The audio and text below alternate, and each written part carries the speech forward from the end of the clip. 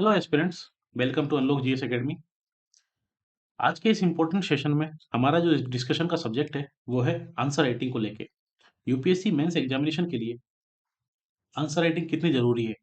बोला जाता है कि डेली आंसर राइटिंग करना बहुत जरूरी है। क्यों डेली आंसर राइटिंग करना जरूरी है, इस बारे में हम डिस्कस करेंगे। और अगर जरूरी है तो क्या मेंस आंसर राइटिंग स्ट्रेटजी होनी चाहिए, किस तरह से आप अपने आंसर को बिल्ड कर सकते हैं, कैसे मेंस एग्जामिनेशन एक सिलेक्शन डिसाइडर की भूमिका निभाता है। इन सब बातों पे हम विस्तार से चर्चा करेंगे। तो आइए चर्चा शुरू करते हैं। अगर नेचर की बात करें, यूपीएससी के द्वारा 3 लेवल पे ये एग्जाम कंडक्ट कराया जाता है। प्रीलिम्स लेवल पे, मेंस लेवल पे और फाइनली इंटरव्यू लेवल पे। साथ ही नेचर की बात करें तो प्रीलिम्स जो एग्जामिनेशन है उसका जो नेचर है, जनरली ये क्वालिफाइंग एग्जामिनेशन है जो कि आपको एलिजिबल करता है मेंस लिखने के लिए। इसमें जो क्वेश्चन होंगे वो बेसिक जनरल स्टडीज के क्वेश्चन होंगे, जो कि लॉजिकल रीजनिंग के क्वेश्चन होंगे एक तरीके से, जिसमें आपको कुछ रीजनिंग लगानी पड़ेगी, कॉमन सेंस लगाना पड़ेगा, एक तरीके की पजल होंगी यूपीएससी के द्वारा जिनको सोल्व करना पड़ेगा फाइनली। तो इसको एग्जाम को क्रैक किया जा सकता है। इसके बारे में हम किसी अन्य वीडियो में डिस्कशन करेंगे। आज की जो हमारी चर्चा का विषय है वो है मेंस एग्जामिनेशन। साथ ही हम देख लेते हैं एक बार इंटरव्यू लेवल पे। इंटरव्यू काफी बड़ी भूमिका निभाता है आपके सिलेक्शन में, क्योंकि 275 मार्क्स का ये इंटरव्यू होता है, जिसमें बेसिक नॉलेज का चेक नहीं किया जाता, क्योंकि अगर नॉलेज ही चेक करनी है उसके लिए मेंस एग्जामिनेशन है, जिसमें 9 पेपर होते हैं और हर तरीके की knowledge, depth knowledge with optional, GS की बेसिक अंडरस्टैंडिंग आपके जीएस के 4 पेपर के थ्रू नॉलेज चेक कर ली जाती है। साथ ही आपकी ब्रॉड अंडरस्टैंडिंग क्या है उसको ऐसे के थ्रू चेक कर लिया जाता है। हिंदी इंग्लिश में आप कितने कॉन्फिडेंट है उसको कंपलसरी पेपर के थ्रू चेक कर लिया जाता है। तो ये एक नॉलेज चेकिंग का इंटरव्यू नहीं होता है, ये मेनली इंटरव्यू होता है कॉन्फिडेंस देखने का, कि जिसमें आपका कॉन्फिडेंस देखा जाता है, जिसमें आपकी ट्रूथफुलनेस देखी जाती है कि कितने आप ट्रू हैं चीज़ों को लेके, आपके शब्दों को लेके, आपके जवाबों को लेके। अगर आपको कोई चीज़ नहीं आती तो कितना कॉन्फिडेंटली और कितना ट्रू सेंस में आप उसको नो कहते हैं। साथ ही रियल टाइम रिएक्शन क्या होता है, आपके सामने कोई क्वेश्चन सामने पुट कर दिया जाता है, आप प्रॉब्लम सीकर हैं या सॉल्यूशन सीकर हैं। साथ ही सेंस ऑफ ह्यूमर कैसा है आपका, ये सारी चीज़ों को देखा जाता है इंटरव्यू लेवल पे। आज की जो हमारी डिस्कशन का विषय है वो है मेंस एग्जामिनेशन, जिसके बारे में हम डिस्कशन करेंगे।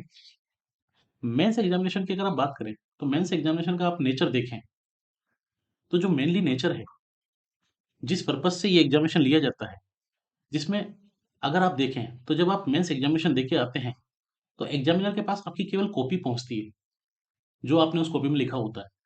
एग्जामिनर को नहीं पता आप किस बैकग्राउंड से आते हैं, आप किस धर्म से आते हैं, आप मेल हैं फीमेल हैं, आप किस तरह से पढ़ाई करी, कुछ मतलब नहीं है। आपके आइडेंटिटी के रूप में आपकी ये कॉपी एग्जामिनर के पास पहुंचती है, और एग्जामिनर को उसी कॉपी को पढ़ के, आपके उन आंसर्स को पढ़कर ये एज्यूम करता है कि किस तरह से आप सोचते हैं, हाउ यू थिंक, किस तरह से आप आर्ग्यू करते हैं, आप अपने व्यू को किस तरह से प्रेजेंट करते हैं उन आंसर्स के थ्रू, आप अपनी नॉलेज को किस तरह से कन्वे करते हैं। क्या आपके आंसर्स एक नॉर्मल आंसर्स हैं या उनमें एक सिविल सर्वेंट की, बाना भी सिविल सर्वेंट्स की मैच्योरिटी झलकती है। साथ ही क्या आप प्रॉब्लम सीकर हैं या सॉल्यूशन सीकर हैं, कि केवल आप प्रॉब्लम आइडेंटिफाई करके छोड़ देते हैं या आप प्रॉब्लम के साथ एक सॉल्यूशन प्रोवाइड कराते हैं। ये उन आंसर में देखा जाता है। कितना क्रिस्प आप आंसर लिखते हैं, कितना शॉर्ट लिखते हैं, कितना सिंपल लिखते हैं, कितना प्रेजेंटेबल है आपका आंसर, ये सारी चीजें मेंस एग्जामिनेशन में देखी जाती हैं। तो मेंस एग्जामिनेशन का जो नेचर है वो आपके बारे में जानने का है, कि किस तरह से आप अपने व्यू को प्रेजेंट करते हैं। अगर साथ ही बात करें मेंस एग्जामिनेशन की, तो आप सबको पता है कि ये सिलेक्शन डिसाइडर की भूमिका निभाता है। और सिलेक्शन डिसाइडर की भूमिका किस तरह से निभाता है, कि 9 पेपर्स में एग्जामिनेशन कंडक्ट कराया जाता है, जिसमें जीएस के 4 पेपर जो कि 1000 नंबर के होते हैं, 250 नंबर ईच। साथ ही ऑप्शनल के 2 पेपर जिसमें 250 मार्क्स ईच, 500 मार्क्स का ये 2 पेपर होते हैं। साथ ही एक ऐसे का पेपर जो कि 250 मार्क्स का होता है, और हिंदी इंग्लिश के कंपलसरी पेपर जो कि 2 पेपर होते हैं, जो कि मेनली क्वालिफाइंग नेचर के होते हैं। लेकिन ये भी उतने ही इंपॉर्टेंट होते हैं क्वालिफाइंग पेपर भी। अगर बात करें टोटल की, तो टोटल जो मार्क्स होते हैं मेंस एग्जामिनेशन के वो हैं 1750 मार्क्स। 1750 मार्क्स का ये कंप्लीट मेंस एग्जामिनेशन होता है, जिसमें लगभग आपको किसी किसी दिन यूपीएससी के स्कीम के तहत किसी दिन आपको 2 पेपर लिखने होते हैं, किसी दिन आपको 1 पेपर लिखना होता है। 3 घंटे का 1 पेपर होता है। हर पेपर में 4 से 5000 वर्ड्स आपको लिखने होते हैं। अब ऐसे में मेंस आंसर राइटिंग स्ट्रेटजी की इंपॉर्टेंस समझ में यहाँ पर आती है, कि जब आपको 4 से 5000 वर्ड्स लिखने हैं 3 घंटे में, और साथ ही किसी-किसी दिन आपको 2 पेपर लिखने हैं जिसमें आपको 6 घंटे लिखना होगा, लगभग 10,000 के आसपास वर्ड्स लिखने होंगे। तो ऐसे में ये बहुत ज़रूरी है कि आपकी जो आंसर राइटिंग हो, वो स्किलफुल हो। वो जो आर्ट है उसको आप डेवलप करें विद टाइम। क्योंकि आपका गोल केवल ये नहीं होना चाहिए कि हमें प्री निकालना है, आपका गोल होना चाहिए फाइनल सिलेक्शन। ये ऑब्वियस बात है कि मेंस लिखने के लिए आपको प्री निकालना ही होगा, ये ऑब्वियस बात है। लेकिन केवल प्री निकाल देने से, और अगर आपने प्री से पहले आंसर राइटिंग प्रैक्टिस नहीं की है, तो क्या आप इस चीज को इतना कॉन्फिडेंस से कह सकते हैं कि आप मेंस निकाल सकते हैं? मुश्किल है, बहुत मुश्किल है। ऐसा नहीं है असंभव है, कई लोगों ने निकाला भी है, लेकिन मुश्किल है। इसलिए फाइनली ये कहना कि अगर हम फाइनल सिलेक्शन चाहिए, तो हमें मेंस पे भी उतना ही इंपॉर्टेंस देना पड़ेगा एट द सेम टाइम, क्योंकि अगर आप देखें कि प्री के बाद, इसीलिए यहाँ यहीं पर जो बात निकल के सामने आती है कि आंसर राइटिंग बहुत मस्ट है, जो कि बहुत ही ज़्यादा ज़रूरी है। यहाँ पर जो सामने बात निकल के आती है वो है कि अगर आंसर राइटिंग इतनी ज़रूरी है, तो कब से स्टार्ट की जाए? When to start answer writing? इसके लिए कुछ व्यू निकल के आते हैं। कुछ लोग होते हैं जिनका व्यू होता है कि अब सीधे एग्ज़ाम हॉल में ही आंसर राइटिंग करेंगे। इन लोगों को बाहुबली कहा जा सकता है। इनके लिए जैसे ही ये वाली बात बोले, इनके लिए जगह छोड़ देनी चाहिए और इनको आगे जाने देना चाहिए कि हाँ ठीक है, आप एग्ज़ाम हॉल में जाके लिखिए। एक व्यू आता है कि आफ्टर कंप्लीटिंग सिलेबस, कि सिलेबस कंप्लीट करने के बाद ही आंसर राइट करना चाहिए। लेकिन ये व्यू भी उतना ही वेग है, उतना ही इनएडिक्वेट है। उसका कारण है कि जो लोग यूपीएससी के लिए सीरियस हैं और ये यूपीएससी के एग्जाम की प्रिपरेशन कर रहे हैं, वो सब जानते हैं कि यूपीएससी के एग्जामिनेशन में इस लाइन का कोई मतलब नहीं है, क्योंकि यूपीएससी का सिलेबस कभी कंप्लीट नहीं होता। ये सच्चाई है। इवन आप फाइनल सिलेक्शन जब ले लेते हैं, तब तक भी यूपीएससी का सिलेबस कंप्लीट नहीं होता। उसका कारण है कि डेली करंट अपडेट्स, डेली नई नई चीजों का अपडेशन आपके सामने होता रहता है। इतना वास्ट सिलेबस है जो कि कंप्लीट होना अपने आप में ही बहुत बड़ी चुनौती है। तो ऐसे में ये कहना कि सिलेबस कंप्लीट करने के बाद फाइनल आंसर राइटिंग करनी चाहिए, तो ये अपने आप में इनएडिक्वेट और वेग स्टेटमेंट है। एक जो तीसरा व्यू निकल के आता है वो है कि आफ्टर प्रीलिम्स, कि प्रीलिम्स के बाद हम आंसर राइटिंग शुरू कर सकते हैं। लेकिन इसके साथ समस्या क्या है, जिसके बारे में हम चर्चा करेंगे। अगर आप देखें, जैसे इसी साल का अगर हम देखें, 28 मई 2023 को प्रीलिम्स एग्जामिनेशन कंडक्ट कराया जाएगा यूपीएससी के द्वारा। मान के चलिए 1 जून से आप आंसर राइटिंग शुरू करते हैं, 15 सितंबर को मेंस एग्जामिनेशन है।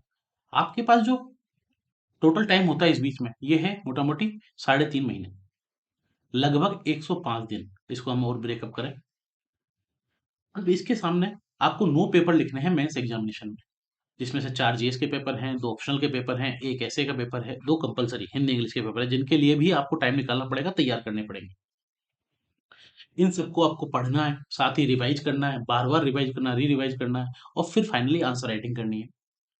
ऐसे में अब ये इतना आसान नहीं है, क्योंकि 4 जीएस के पेपर, ये दिखने में 4 जीएस के पेपर हैं, लेकिन ये अपने आप में कितना वास्ट है, ये आप सबको पता है। फर्स्ट पेपर में हिस्ट्री है, सोसाइटी है, ज्योग्राफी है, सेकंड पेपर में पॉलिटी है, गवर्नेंस है, आईआर है, थर्ड पेपर में इकोनॉमी है, डिजास्टर मैनेजमेंट है, साइंस टेक है, सिक्योरिटी है, fifth paper ethics, fourth paper ethics का है। साथ ही 2 ऑप्शनल के पेपर हैं, जो कि अपने आप में वास्ट सिलेबस है जिनका। फिर एक ऐसे का पेपर है जिसके लिए भी आपको आंसर राइटिंग प्रैक्टिस चाहिए। 2 कंपल्सरी पेपर हैं। तो ऐसे में इतने वास्ट सिलेबस को पढ़ना, रिवाइज करना और फिर उसकी आंसर राइटिंग करना, इवन अगर आप डेली 1 पेपर भी लिखेंगे इन 3.5 महीने में, तो आप 100 पेपर लिख सकते हैं और ये मैक्सिमम है, क्योंकि एक टाइम के बाद आप बर्न आउट हो जाते हैं। तो ऐसे में ये कहना कि प्रीलिम्स के बाद हम तैयारी करेंगे मेंस आंसर राइटिंग की, ये अपने आप में वेग स्टेटमेंट है, क्योंकि ये इम्पॉसिबल सा है, ऑलमोस्ट इम्पॉसिबल सा है। ऐसा नहीं है कि ये किया नहीं जा सकता, किया जा सकता है, डूएबल है, लेकिन ऑलमोस्ट इम्पॉसिबल है, क्योंकि 3.5 महीने में, 105 दिन में आपको ये सारे सिलेबस को रिवाइज करना है, पढ़ना है, उसके नोट्स बनाने हैं, जो भी आपने काम करना है, साथ ही उसको आंसर राइटिंग के रूप में सामने प्रेजेंट करना है, आंसर्स लिखने हैं, पेपर देने हैं। इसके बाद टाइम बचता नहीं है। तो इसलिए ज़रूरी है कि हम आफ्टर प्रीलिम्स नहीं, इसको हैंड इन हैंड लेके चलें, साथ-साथ ही सारी चीज़ें करें। उसका कारण है कि अगर आप इस एग्ज़ाम की नेचर देखें, तो प्रीलिम्स जो एग्ज़ामिनेशन है, प्रीलिम्स एग्ज़ामिनेशन में आपके सामने बहुत सारी चीज़ें सामने आती हैं, जिसमें आपके सामने कुछ फैक्ट्स आपको याद होने चाहिए, कुछ पर्टिकुलर मूवमेंट्स, कुछ पर्टिकुलर टॉपिक्स जिसको आपको ढंग से पढ़ना होता है। मेंस एग्जामिनेशन में वैसी कोई रिक्वायरमेंट जनरली नहीं होती। हाँ, ऑब्वियस सी बात है, मेंस एग्जामिनेशन के लिए भी आपको कुछ फैक्ट पता होने चाहिए, ताकि आप अपनी बातों को सिद्ध कर सकें। अगर पॉपुलेशन पे कोई क्वेश्चन आता है, तो आपको पता होनी चाहिए कि यूएन की कौन-सी पॉपुलेशन रिपोर्ट आई है, उसमें यूएन ने क्या डाटा पेश किया है। वो सारी चीज़ें आपको पता होनी चाहिए, जिसको आप प्रेज़ेंट कर सकें अपने आंसर में, ताकि आपका आंसर एक हवा-हवाई आंसर नहीं लगे, जो साथ में लगे कि आपने कुछ डेटा के साथ उसको अपनी बात को सिद्ध किया है, प्रमाणित किया है। तो ऑब्वियस सी बात है मेंस के लिए भी उतना ही ज़रूरी है। लेकिन अगर बात करें तो मेंस की अगर आप तैयारी करते हैं, तो इस मेंस की तैयारी के साथ ऑब्वियस सी बात है कि बहुत सारे आपके प्री के टॉपिक हैं, जो कि कवर हो जाते हैं। क्योंकि एक ही पर्टिकुलर टॉपिक को पढ़ने के लिए 1857 रिवॉल्यूशन को अगर आपको पढ़ना है, तो उसको आप इस लेवल पे नहीं पढ़ सकते कि ये मेंस का है, इसको मेंस के हिसाब से पढ़ लेंगे। ये प्री का है, इसको प्री के हिसाब से पढ़ लेंगे। आप पूरे 1857 रिवॉल्यूशन को पढ़ते हैं।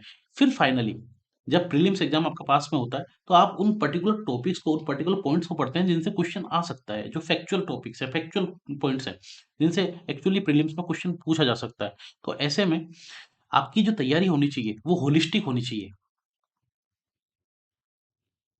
जिसमें आप किसी टॉपिक को पढ़ें, तो होलिस्टिकली उस टॉपिक को पढ़ें, बेसिक अंडरस्टैंडिंग के साथ पढ़ें, उस टॉपिक को पढ़ते जाएँ और फाइनली जब आपका प्रीलिम्स पास में होता है, जब आपको इसको रिवाइज़ करने जाते हैं, तो आपको कंप्लीट रिवाइज़ नहीं करना। आपने बेसिक अंडरस्टैंडिंग समझ ली, उसका क्या कॉन्सेप्ट है वो समझ लिया, फिर आपको प्रीलिम्स के लिए जो इम्पोर्टेंट पॉइंट्स हैं, केवल उन्हें ही पढ़ना होता है।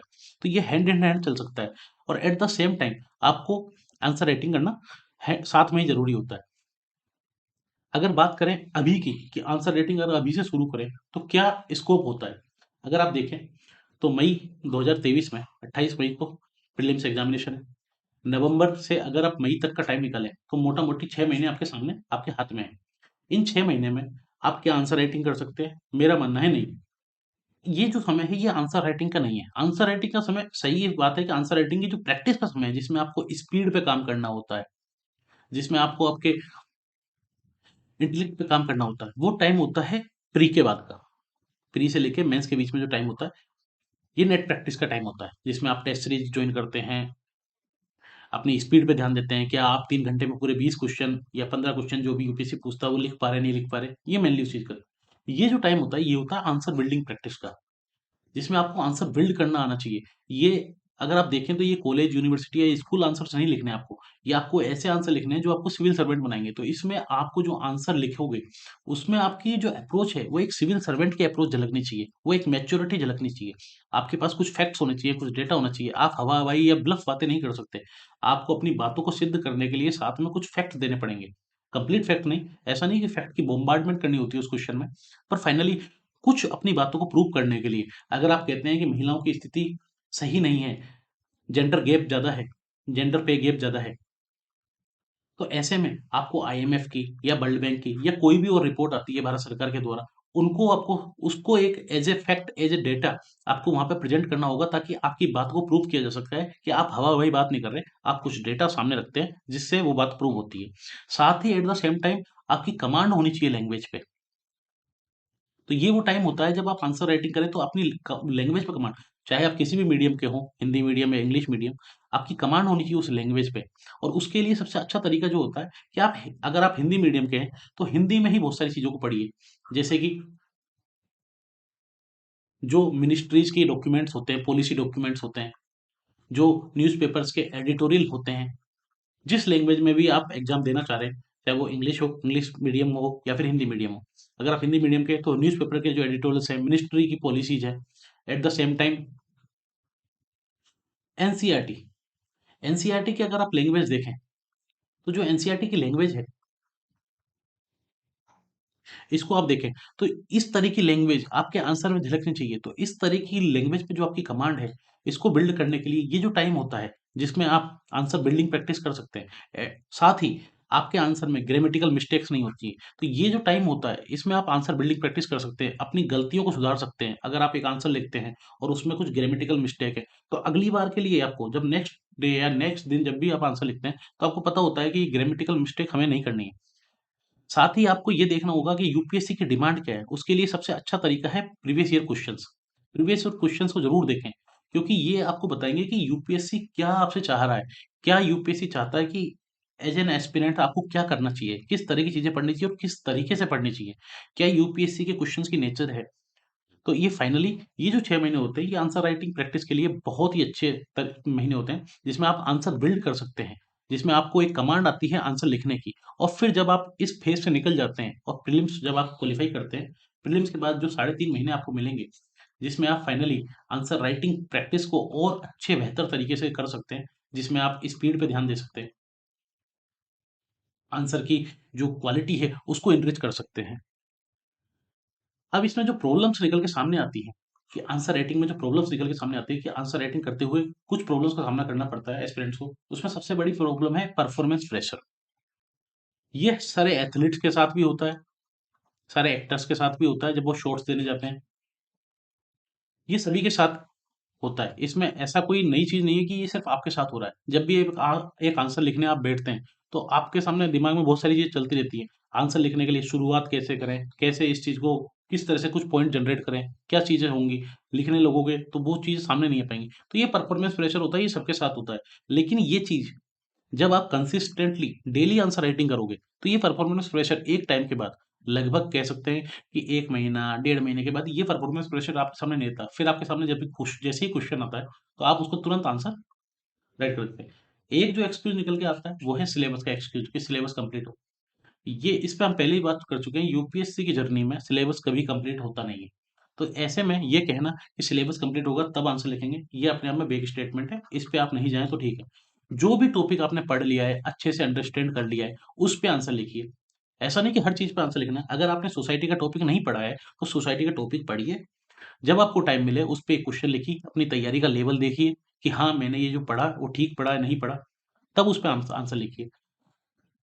एक जो समस्या निकल के सामने आती है वो है सबको बेस्ट आंसर लिखना है और बेस्ट आंसर कुछ होता नहीं है। बेस्ट आंसर वही है जो आपका सिलेक्शन करा दे। आप कितना ही बेस्ट आंसर लिख लीजिए टेस्ट सीरीज में, बेस्ट कुछ नहीं होता। क्योंकि जब तक आप बेस्ट आंसर नहीं लिखोगे, बेस्ट नहीं लिख सकते। ये जो जर्नी है बेस्ट से बेस्ट की है।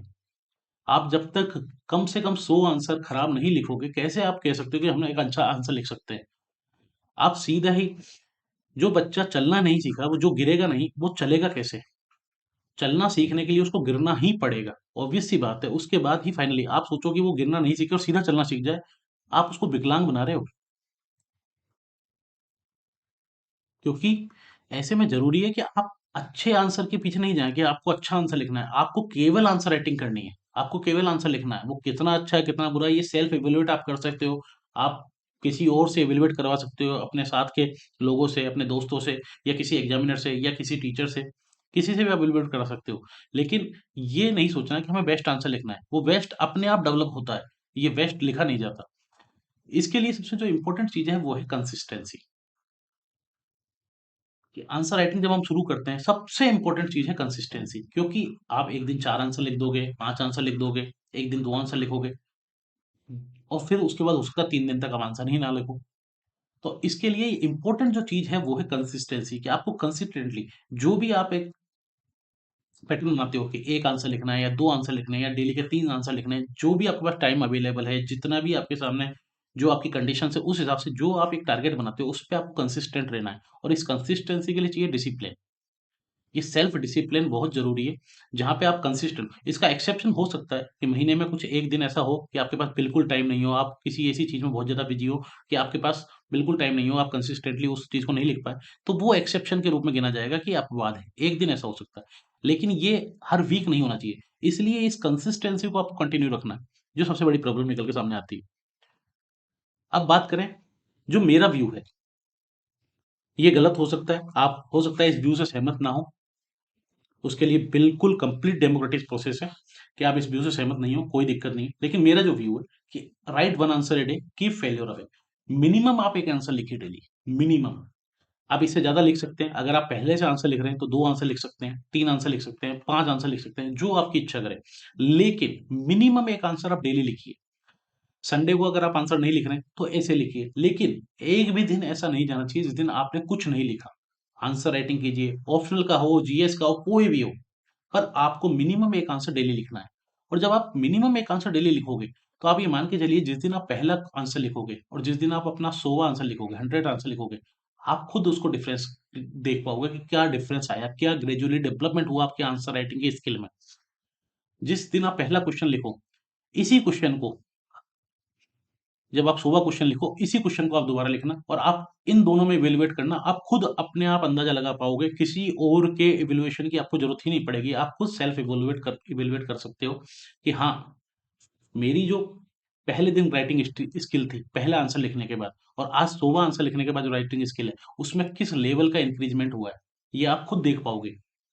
इसका सीधा सा फॉर्मूला है, केवल लिखिए, डेली एक आंसर लिखिए। ये मेरी विनती है आपसे, डेली जरूर एक आंसर लिखिए, आप खुद इसका डिफरेंस देख पाओगे। और इसके लिए टाइम लिमिट के चक्कर में नहीं पड़िए, क्योंकि टाइम लिमिट का जो कॉन्सेप्ट है वो यहाँ पर नहीं है जब आप रूम पे या कहीं और आंसर लिख रहे हो। ये जो कॉन्सेप्ट है ये है यूपीएससी के एग्जामिनेशन में, जहां आपको 8 मिनट के अंदर लगभग लगभग, अगर आप देखो तो 8 मिनट के अंदर एक आंसर लिखना होता है। तो ऐसे में अभी आप उस चीज को टाइम लिमिट पे मत जाओ कि 8 मिनट के अंदर लिखना, नहीं तो छोड़ दूंगा। अगर आप 8 मिनट के ऊपर जाओगे तो हो सकता है आप उस आंसर को पूरा ही नहीं लिख पाओ, आधा ही लिखो, पूरा पूरा आंसर नहीं लिख पाओ। तो ऐसे में आपको केवल आंसर लिखना है, पूरा आंसर लिखना है, जो भी आपने क्वेश्चन चूज किया है, जिस क्वेश्चन को आप लिखना चाह रहे हैं, जिसको भी आप हैंडल करना चाह रहे हैं, उस आंसर को पूरा लिखिए। और फिर फाइनली देखिए कि उसका टाइम आपने कितना लगाया। आप वॉच टाइम साथ में स्टॉप वॉच को रख के आंसर लिखिए, और फिर आप देखिए कि टाइम कितना लगा। हो सकता है आपको 20 मिनट लिखें एक आंसर को लिखने में, हो सकता है 25 मिनट लगे, हो सकता है इससे ज्यादा भी टाइम लगे, कोई समस्या नहीं है। शुरू के 15-20 क्वेश्चन में आप टाइम लिमिट की चिंता मत कीजिए, क्योंकि उसके बाद फिर आप, अगर हो सकता है 15-20 क्वेश्चन को लिखने के बाद भी आपको 15 से 20 मिनट लग रहे हैं एक आंसर को लिखने में, तो आप उसको ग्रेजुअली धीरे धीरे कम कीजिए। अपने आप को डेली टारगेट दीजिए कि आज मुझे 20 मिनट लगे, तो हो सकता है कल मैं इसको कम करके 15 मिनट पे लेके आऊँ, 17 मिनट पे लेके आऊँ। और एक टाइम के बाद, क्योंकि अभी जो टाइम है ये है आंसर बिल्डिंग का टाइम, जिसमें आपको आंसर बिल्ड करना है, एक अच्छा आंसर लिखना है। और उस अच्छे आंसर को लिखने पे नहीं जाना है, आपको केवल लिखना है। तो उसमें आपको कंप्लीट जो आपने क्वेश्चन यहाँ पे चूज किया है, उस क्वेश्चन को पूरा डील करना है फाइनली, जिसमें क्या इंट्रोडक्शन होगा, क्या बीच का चीज होगी, क्या आप उसमें पर्टिकुलर टॉपिक डालोगे, किस तरह से आप उसको डील करोगे, फाइनली क्या कंक्लूजन होगा। इसको लिखने के बाद आप स्टॉप वॉच में देखिए कि क्या टाइम आपको लगा। जितना भी टाइम लगा, अब उसको ग्रेजुअली आपको धीरे धीरे कम करना है, अपनी स्पीड को बढ़ाना है। उसमें आपकी राइटिंग भी नहीं बिगड़नी चाहिए, आपका प्रेजेंटेशन भी ठीक होना चाहिए, और फाइनली उसको 8 मिनट पे लेके आना है। तो ये चीज़ अचीव की जा सकती है। तो इसलिए शुरू में जब आप आंसर लिखने लगें, तो आप टाइम लिमिट की चिंता बिल्कुल मत कीजिए, आप केवल लिखिए। उस आंसर को पूरा लिखिए और फिर देखिए कि कहाँ एक अच्छी राइटिंग लिखते हुए आप कितना टाइम लगा रहे हैं उस आंसर को लिखने में, और फिर ग्रेजुअली उस टाइम को कम कीजिए। इसका लिखने का तरीका है कि आप एक क्वेश्चन चूज़ कीजिए। अगर आपका वो टॉपिक तैयार है, तो उसको दोबारा से पढ़िए। पढ़ने के बाद उसके नोट्स बनाइए, और उसके बाद रिवाइज कीजिए उसको, फिर लिखिए, और ये रिपीट, ये एक प्रोसेस आपकी लाइफ में चलती रहनी चाहिए यूपीएससी की जर्नी में जब तक भी आप हैं। उसका कारण है read, short notes, revise, right, repeat. और ये प्रोसेस चलने का कारण है कि जब आप इस लेवल पे चीजें लिखेंगे, तो मेंस एग्जामिनेशन के लिए आपके अंदर जो कॉन्फिडेंस होगा, जब आपका प्रीलिम्स क्वालिफाई कर जाएंगे आप, और मेंस एग्जामिनेशन लिखने के लिए जब आप तैयार होंगे, तो आप उतने कॉन्फिडेंट होंगे, क्योंकि पिछले 6 महीने से आप डेली मेंस आंसर राइटिंग से जुड़े हुए हैं किसी ना किसी तरीके से, चाहे आपने ऑलमोस्ट एक ही क्वेश्चन लिखा हो डेली। यहाँ पर इसका भी डिस्कशन कर दूं कि इसी चैनल पे आपको मेंस आंसर राइटिंग के लिए मेंस आंसर अप्रोच, जिसमें एक दूसरे सर हैं जो कि लगभग डेली के 4 क्वेश्चन को डील करते हैं, जिसमें उसके शॉर्ट नोट्स, साथ में उसकी क्या अप्रोच होनी चाहिए उसके बारे में आप डिस्कशन करते हैं। तो आप चाहें तो यहाँ पर देख सकते हैं, यहाँ पर नहीं देखना चाहें, आप जहाँ भी पढ़ रहे हो, जिस भी पर्टिकुलर किसी कोचिंग में, या सेल्फ स्टडी कर रहे हो, किसी और चैनल को देख रहे हो, कहीं और से पढ़ रहे हो, कहीं से भी लिखिए। लेकिन मेरा मानना है आप इसको देखिए मत देखिए कोई दिक्कत नहीं है, लेकिन आप डेली ऑलमोस्ट एक आंसर लिखिए, मिनिमम एक आंसर लिखना बहुत जरूरी है। मैक्सिमम ये आपके टाइम पे, आपकी सहूलियत पे निर्भर करता है कि आप एक से ज्यादा लिख सकते हैं, दो लिख सकते हैं, तीन लिख सकते हैं, लेकिन मिनिमम एक आंसर जरूर लिखिए। साथ ही डिस्कशन करें कि इसमें मेन चीज़ क्या है, कि इसके बेनिफिट क्या है। जब आप आंसर लिखते हैं तो आप उस क्वेश्चन को समझने की परिस्थिति में होते हैं, आप क्वेश्चन को समझने लग जाते हैं। क्योंकि जब आपके सामने यूपीएससी के एग्जामिनेशन में 20 क्वेश्चन आएँगे, तो बहुत सा टाइम, क्योंकि आपको 8 मिनट के अंदर आंसर लिखना है। 8 मिनट के अंदर क्वेश्चन को पढ़ना है, उसको समझना है, उसका एक फ़ॉर्मूला, उसका एक स्ट्रक्चर क्या होगा आपके माइंड में, आपको बिठाना है, और फिर उसके बाद उसको लिखना है, और ये सारी चीज़ें आपको 8 मिनट के अंदर करनी है। तो यूपीएससी ने ये एग्जामिनेशन का नेचर ही इस तरह का बनाया है कि आपको उतना क्विक होना है। उतना क्विक होने के लिए आप डेली डेली डेली डेली जब उस चीज को देखेंगे, तो आप ग्रेजुअली डेवलप कर पाएंगे उस हैबिट को, जब आप क्वेश्चन को पढ़ेंगे और फाइनली समझ पाएंगे कि क्या यूपीएससी डिमांड करना चाह रहा है। और इसके लिए कई टॉपर्स भी बोलते हैं, और सबसे बढ़िया जो तरीका है वो है प्रीवियस ईयर क्वेश्चन को देखने का। अगर आप लिखना ही आंसर राइटिंग शुरू करते हैं, तो प्रीवियस ईयर क्वेश्चन से शुरू कीजिए। अगर आपका सोसाइटी का या हिस्ट्री का या पर्टिकुलर जो भी टॉपिक कंप्लीट है, आप यूपीएससी प्रीवियस ईयर क्वेश्चन उठाइए, और उस टॉपिक पे जो क्वेश्चन है उसको डील कीजिए। सबसे अच्छी चीज, तो आप उस क्वेश्चन को समझिए। इससे सबसे अच्छी चीज होगी, आप उसके पीछे जो रैशनल है, यूपीएससी किस तरह के क्वेश्चन पूछ रहा है। अगर आप बात करें 1857 की, तो 1857 का अगर आपका टॉपिक कंप्लीट है, तो इस टॉपिक पे यूपीएससी के द्वारा क्या क्वेश्चन पूछे गए, उनके पीछे क्या रैशनल था यूपीएससी को पूछने का। जब आप इस लेवल में चीज़ों को समझने लग जाएँगे, तो अगला जब आप टॉपिक पढ़ेंगे, तो आप अपने माइंडसेट से नहीं, आप यूपीएससी के माइंडसेट से उस टॉपिक को डील कर पाएँगे। आप उस टॉपिक को पढ़ पाएँगे कि हाँ, यूपीएससी इसमें इस तरह का क्वेश्चन फॉर्म कर सकता है, इसमें इस तरह के पॉइंट बन सकते हैं। तो इस चीज़ को ज़रूर ध्यान रखिए। और डेली आंसर राइटिंग से ये होगा कि आप एक स्ट्रक्चर बना पाएँगे अपने माइंड में। जब आपके सामने क्वेश्चन आएगा तो ये आपकी हैबिट डेवलप हो जाएगी कि क्वेश्चन को देखते ही आप तुरंत एक स्ट्रक्चर अपने माइंड में फॉर्म कर लेंगे कि इसको इस तरह से डील करना है, इंट्रोडक्शन लिखना है, बीच में कुछ पॉइंट लिखने हैं, इसके कुछ कारण लिखने हैं, जो भी क्वेश्चन की डिमांड होगी फाइनल कंक्लूजन लिखना है। तो ये चीज़ काफ़ी इंपॉर्टेंट है, ये हैबिट डेवलप होना, क्योंकि ये आपको याद होना चाहिए। हमेशा इस चीज़ को याद रखिए, आपको 8 मिनट के अंदर वहाँ पर आंसर लिखना है। यहाँ पर नहीं, यहाँ पर आप 18 मिनट लीजिए। लेकिन आपको वो ग्रेजुअली डेवलप करना है कि 8 मिनट के अंदर। अभी शुरू में हो सकता है आपको 20 मिनट लगें, लेकिन एक टाइम तक आपको उसको डेवलप करते हुए 8 मिनट के लेके जाना है, जहाँ आपके अंदर क्वेश्चन को देखते ही स्ट्रक्चर फॉर्म हो जाए। फाइनली उसका रैशनल समझ जाएँ आप कि क्या डिमांड, क्यों पूछा गया है ये क्वेश्चन। और इस फ़ियर को ख़त्म करने के लिए ये डेली ज़रूरी है कि डेली आंसर राइटिंग करें कि हाउ टू स्टार्ट। असली समस्या आती है कि हम आंसर को कैसे डील करें, किस तरह से स्टार्ट करें, किसी कोटेशन से स्टार्ट करें, किसी इंट्रोडक्शन से स्टार्ट करें, उसकी कुछ परिभाषा दें। तो ये एक इम्पोर्टेंट चीज़ है इस फ़ियर को ख़त्म करने के लिए। साथ ही आप कुछ पॉइंट्स जनरेट करना शुरू कर देंगे। जब आप आंसर राइटिंग करेंगे तो कुछ पॉइंट्स एक टाइम के बाद ग्रेजुअली आपके सामने डेवलप होने शुरू हो जाएँगे, जब आप पॉइंट्स को जनरेट करने लग जाएँगे। और इसका जो सबसे अच्छा तरीका है वो है रीड मोर, राइट बेटर। पढ़िए, खूब पढ़िए। उस पर्टिकुलर टॉपिक पे जिस पे भी आपको आंसर लिखना है उसको पढ़िए, कंप्लीट कीजिए, उसकी बेसिक अंडरस्टैंडिंग निकालिए। अच्छा, इस बेसिक अंडरस्टैंडिंग से आपको फ़ायदा होगा प्रीलिम्स में। जो प्रीलिम्स में कॉन्सेप्चुअल क्वेश्चन पूछे जाते हैं, अगर आपने उस चीज़ को बहुत अच्छे से कॉन्सेप्ट समझते हुए पढ़ा है, तो उसको आप प्रीलिम्स में भी आपको बहुत बेनिफिट करने वाला है वो चीज़। और ज़्यादा पढ़ने से ऑब्वियस सी बात है आप राइट अच्छा लिख पाएँगे। और आप जहाँ भी से भी इस पर्टिकुलर टॉपिक को पढ़ते हैं और उसके बाद उसको आंसर लिखते हैं, तो ये कॉपी पेस्ट नहीं होना चाहिए, इसको ज़रूर याद रखें। ऐसा नहीं कि आपने एनसीईआरटी से पर्टिकुलर कोई टॉपिक पढ़ा और फाइनली जब आंसर आंसर लिखने लगे, तो एज़ इट इज़ आपने उस लैंग्वेज को कॉपी पेस्ट कर दिया। कंट्रोल सी कंट्रोल वी, ये नहीं होना चाहिए। आप उस आंसर को टॉपिक को पढ़िए, पढ़ने के बाद एक अपनी अंडरस्टैंडिंग बनाइए, अपनी एक समझ बनाइए और अपनी समझ से, अपनी लैंग्वेज से उस चीज़ को लिखिए। ये काफ़ी इम्पैक्टफुल होता है किसी भी एग्ज़ामिनेशन में। साथ ही चर्चा करें, प्री-वाईक्यू की हमने चर्चा की, प्रीवियस ईयर क्वेश्चन ज़रूर देखिए। क्यों ज़रूरी है? जिससे आपको यूपीएससी का माइंडसेट समझ में आए, यूपीएससी एग्ज़ामिनर का माइंडसेट समझ में आए कि उन्होंने ये क्वेश्चन पूछा है तो उसके पीछे क्या रैशनल है, क्यों उन्होंने ये क्वेश्चन पूछा है, क्या वो जानना चाह रहे हैं एस्पिरेंट से, और फाइनली क्या डिमांड है यूपीएससी की। यूपीएससी क्या डिमांड करता है कि एस्पिरेंट से किसी क्वेश्चन को जब यूपीएससी डील करता है। जैसे एक क्वेश्चन अभी कुछ समय पहले आया था टोकन पे, अगर आप देखें कॉइनेज पे, गुप्ता कॉइनेज सिस्टम पे एक क्वेश्चन आया था। तो आप जब इस क्वेश्चन को पढ़ेंगे, इस तरह के प्रीवियस ईयर क्वेश्चन पढ़ेंगे, तो आप मेनली कॉइनेज आप और देखेंगे कि क्या फाइनली कॉइन का सिस्टम था। ये केवल गुप्ता युग के लिए पूछा गया था कि गुप्ता एरा में कॉइनेज का क्या सीन था। लेकिन जब आप इस टॉपिक को पढ़ेंगे तो अगली बार से आप टॉपिक पढ़ेंगे तो आप फाइनली देखेंगे कि एंशिएंट इंडिया से लेके मॉडर्न इंडिया तक क्या कॉइनेज सिस्टम रहा है, क्या करेंसी सिस्टम रहा है इंडिया में। इस लेवल पे जब आप टॉपिक को डील कर पाएँगे, तो किसी भी तरह का क्वेश्चन इस पर्टिकुलर टॉपिक से मिडाइवल इंडिया से पूछ लिया जाए, चाहे एंशिएंट इंडिया से पूछ लिया जाए, मॉडर्न इंडिया से पूछ लिया जाए, आप डील कर पाएँगे। तो ये यूपीएससी की डिमांड को समझने के लिए, यूपीएससी के रैशनल को समझने के लिए पीवाईक्यू बहुत ज़रूरी है। साथ ही उसी हिसाब से आप कंटेंट को अपने को एनरिच कर सकते हैं और ये फ़ायदा करता है एट द टाइम प्रीलिम्स में।